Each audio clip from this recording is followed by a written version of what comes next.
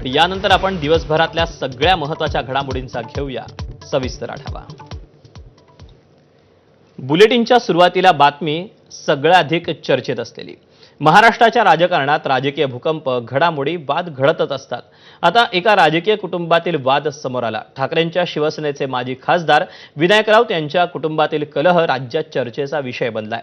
विनायक राऊत यांची सून गिरिजा राऊतांनी पत्रकार परिषद घेत पती गीतेश राऊत आणि सासरे विनायक राऊतांवर गंभीर आरोप केले। पती गीतेश शारीरिक संबंध ठेवण्यास सक्षम नसल्याचा दावा करत ही बाब लपवण्यासाठी नियोजनबद्ध पद्धतीने आपल्याला या नात्यात अडकवण्यात आल्याचा आरोप गिरिजा राऊतांनी केला। पत्रकार परिषदेत बोलताना गिरिजा राऊतांनी सासरच्या कुटुंबाकडून आपल्यावर झालेल्या कथित मानसिक त्रासाचा उल्लेख केला। तसंच अघोरी कृत्यांच्या नावाखाली काही प्रकार करण्यात आल्याचाही दावा त्यांनी केलेला आहे। कौटुंबिक वाद, वैवाहिक संबंधातील आरोप प्रत्यारोप आणि केलेल्या गंभीर दाव्यांमुळे हा संपूर्ण प्रकार आता चर्चेचा विषय ठरला।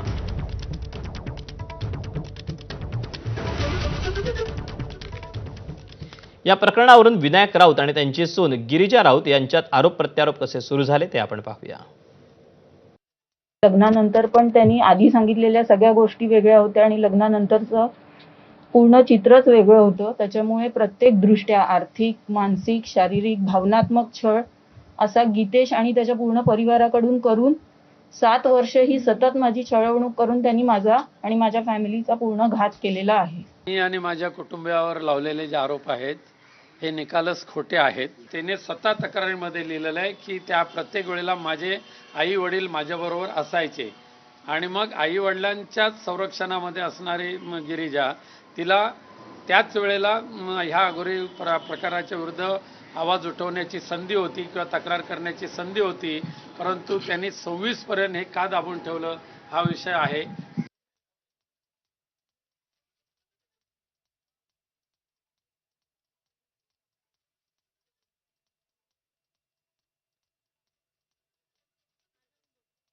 पहिल्या बैठकीमध्ये तिने 5 करोड रुपये मागितले आणि 3 रूमचा घर मागितलं, 3 फ्लॅट 3 रूम किचन फ्लॅट, त्याचबरोबर ऑटोमॅटिक गाडी मागितली आणि तो फ्लॅटसुद्धा विथ टेरेस फ्लॅट असायला पाहिजे अशा पद्धतीची मागणी केली। फ्लॅट, पैसे वगैरे जे काही सांगितलेलं आहे ते नितांत खोटं आहे, कारण त्यांनी जो छळवणूक माझी केलेली आणि प्रत्येक गोष्टीत त्यांनी जे शाब्दिक सुनावणी किंवा मारहाण करून जे त्यांनी माझ्याबरोबर केलेलं आहे ते लपवण्यासाठी आता ते सगळं हे खोटं स्टेटमेंट मीडिया समोर देत आहेत।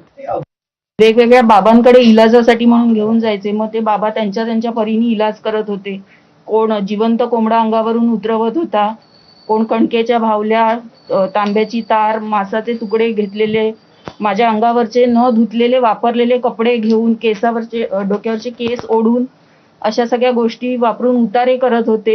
अघोरीच्या संदर्भातल्या उपचाराचं आम्ही पूर्णपणे खंडन करतो। आम्हाला ते मान्यच नाही, आम्ही त्या पंथातलेच नाही आहोत। पण तिने जे नोटीस दिलेले त्या नोटीसमध्येच हे लिहिलेलं आहे की हे प्रकार होत असताना माझ्याबरोबर माझे आई वडील असायचे, एवढं स्पष्ट तिने तिच्या नोटीस तक्रारीमध्ये लिहिलेलं आहे। मग आई वडील असताना तिने अघोरी प्रकार आई वडिलांनी कसे सहन केले हे सगळे प्रश्न आहेत, त्याचे उत्तर आम्ही न्यायालयामध्ये देऊ। गिरिजा राऊत यांनी तक्रार दाखल केल्यानंतर पोलिसांनी एकूण 7 जणांविरोधात गुन्हा दाखल केला। यामध्ये विनायक राऊत यांच्या कुटुंबाचा देखील समावेश आहे। दरम्यान याच 7 जणांपैकी पहिल्या व्यक्तीला आता अटक करण्यात आली, तर प्रकरणातील 7 आरोपींपैकी दोघे हे भोंदू आहेत। शारीरिक, मानसिक छळ आणि अघोरी कृत्य प्रकरणातील आरोपी भोंदूबाबा फिरोज शेख याला ठाणे जिल्हा आणि सत्र न्यायालयानं 18 तारखेपर्यंत पोलीस कोठडी सुनावली, तर दुसरा भोंदूबाबा काझी याच्या शोधासाठी पोलिसांची 2 विशेष पथकं रवाना झाली आहेत। फिरोज अदम शेख म्हणून जे बाबा आहेत जे अघोरी कृत्य करतात आणि आज कोर्टासमोर त्यांना हजर केलं।